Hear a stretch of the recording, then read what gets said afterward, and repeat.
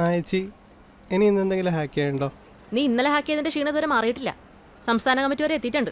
എന്റെ പൊന്നു മോനെ, നീ ഇത് പോളിറ്റ് ബ്യൂറോ വരെ എത്തിക്കല്ലേ. ചേച്ചി നിങ്ങൾ പറഞ്ഞിട്ടല്ലേ ചെയ്തേ, പിന്നെന്തിനാ എൻ്റെ അടുത്ത് ചൂടാവുന്നത്?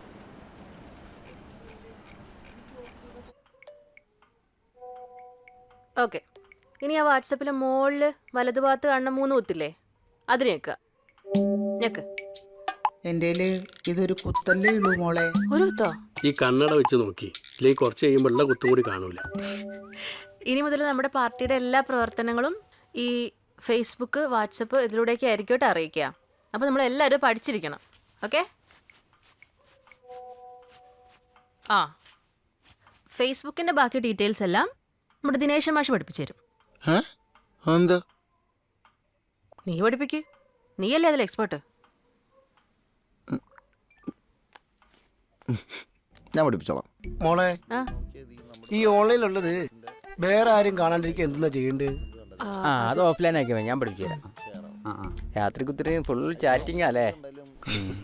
ഇങ്ങനെ പോവുകയാണെങ്കിൽ നിങ്ങൾ ഓഫ്ലൈൻ ആദ്യം സമയം വേണ്ടിയല്ലോ കേട്ടോ. ഇതാ ഇവിടെ എങ്ങനെ ആക്കിയിട്ട് ഇങ്ങനെ ആക്കാം.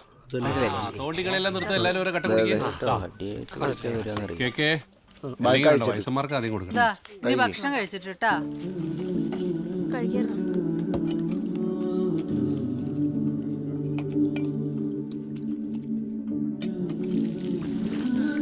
അടുത്ത മീറ്റിംഗ് കാണാൻ. ഓ ചെയ്തിട്ടോ. ഗിരി, മറ്റന്നാൾ നീ വരുന്നുണ്ടാ? അമ്മ നടന്നോ, ഞാൻ വരാം. ഗിരിയെ, ആ ശരി ശരി. ഡാൻസ് തരാം. മീൻചാറ് വേണം എനിക്ക്. ഷർമോ ഒരു വെറ്റിലേക്ക് എടുത്താ. ഗിരിയെ, ആ ഇഷ്ടമാണെങ്കിലേ നമുക്ക് ആ പെണ്ണിനൊന്ന് പോയി നോക്കിയാലോ? ഏത് കുട്ടീനാ? NSSന്റെ ഇതിന് വന്നില്ലേ ആ ആ രേണു. അതെന്താ ഷർമ്മക്ക് ഇഷ്ടമായിട്ടില്ല? ആ, എന്റെ ഇഷ്ടപ്പെടാൻ ആരും നോക്കാനാ? ഓ, എന്റെ ഒരു ഇഷ്ടം. അങ്ങനെ കുഞ്ഞു മുറുക്കണ്ടോ. അമ്മയും മോനും കൂടി ഓരോന്നുണ്ടാക്കി വെക്കും. എന്നിട്ട് എന്നെ ബോധിപ്പിക്കാൻ ഒരു ചോദ്യം കളിക്കുന്നേ കഥകളി. ഈ അമ്മേന്റെ ഒരു കാര്യല്ലേ. രേണുകേ രേണുകേ നീരാഗരേണുക്കിനാവിന്റെ നീലക്കടമ്പിൽ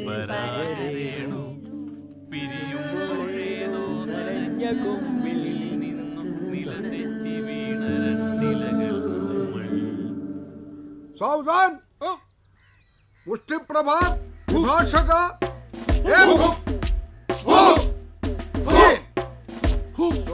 മുഷ്ടിപ്രഹാർ വിഭാഷക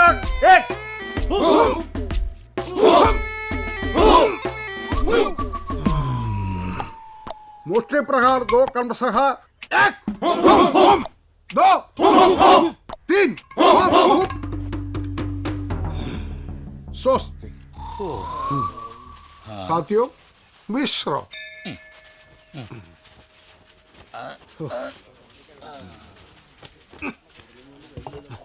ആഹാ, പണി മുഴുവൻ ഞങ്ങളെടുത്ത് എന്നിട്ട് വെള്ളം കുടിക്കണോ മൂപ്പൻ. തീർക്കല്ലേ?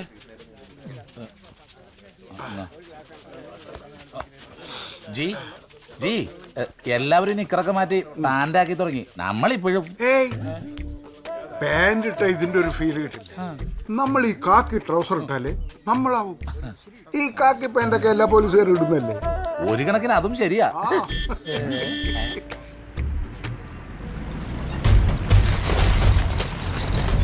ഈ വണ്ടി എവിടെയോ കണ്ട് പരിചയമുണ്ടല്ലോ.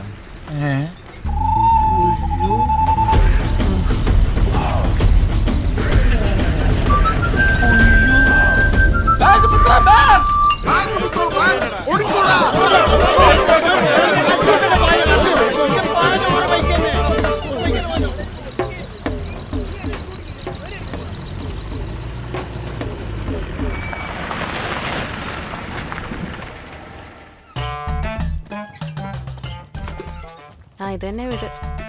അമ്മോ, അസാധ്യ വീടാണല്ലോ. ദിനേശിന് ഇനി വേറെ വീട് വെക്കേണ്ട കാര്യം എന്താ?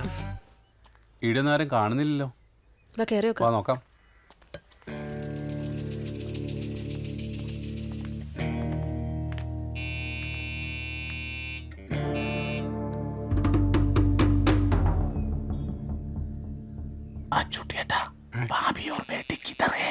പേടിക്കണ്ട, ഓളും മോളും അളിയൻ്റെ അടുത്താ.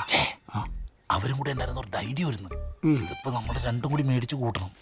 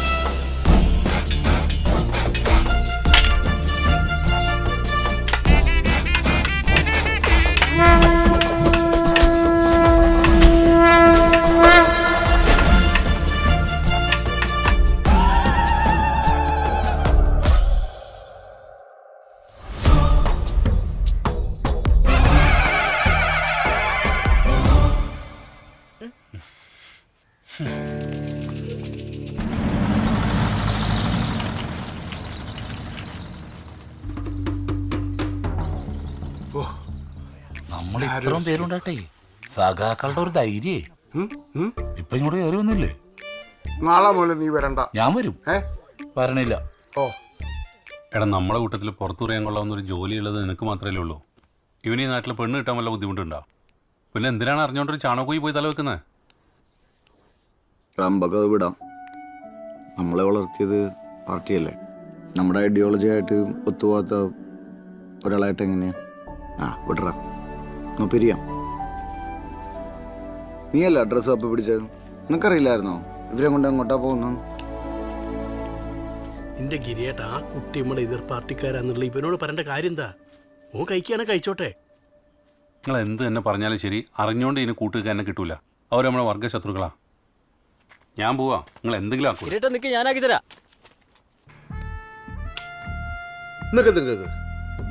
അതിലൊരു കാര്യമുണ്ട്.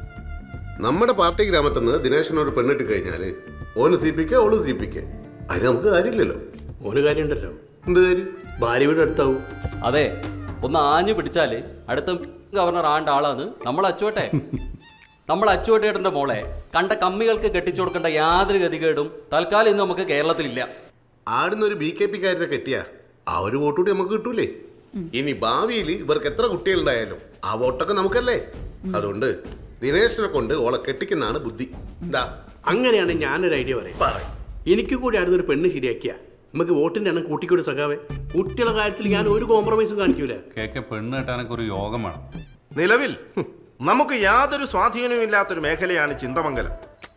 ഈ ഒരു വിവാഹം നമുക്കും നമ്മുടെ പാർട്ടിക്കും അവിടെ നുഴഞ്ഞു കയറാനുള്ള ഒരു സുവർണവസരമായിട്ട് കരുതിയാൽ മതി. നമ്മളിപ്പോ പ്രായോഗിക രാഷ്ട്രീയത്തെ കുറിച്ചാണ് സംസാരിക്കുന്നത്. അതിനെ ഞാനും പറയും, എനിക്ക് പ്രായം കൂടി വരിക. എന്താണ് ഗിരി, എന്തെങ്കിലും എതിർപ്പുണ്ടാ? ഓന് പ്രായം കൂടുന്നതിന് ഞാൻ എതിർത്തിട്ടെന്താ കാര്യം? അതല്ലേ ഈ കല്യാണത്തെ കുറിച്ച് എന്തെങ്കിലും എതിർപ്പുണ്ടോ എന്നാണ് ചോദിച്ചത്. അല്ല, എല്ലാവർക്കും ഓക്കെ ആണെങ്കിൽ എനക്കും ഓക്കെ. പാർട്ടിയുടെ ഈ ദൗത്യം BKPയുടെ ഉണ്ണീനെ ഏൽപ്പിക്കാം. പോയി സംസാരിക്കട്ടെ. ഉണ്ണി വഴി ഈ കാര്യം അവതരിപ്പിച്ചപ്പോ അത് ഞാനൊന്നും അമ്പരന്നു. NSS ക്യാമ്പ് വഴിയുള്ള പരിചയമാണ്. ചോദിച്ചപ്പോ അവക്കും വലിയ താല്പര്യമാണ്. പിന്നെ ഇക്കാലത്ത് കുട്ടികളുടെ താല്പര്യമാണല്ലോ പ്രധാനം. ഒന്ന് വിളിക്കടാ.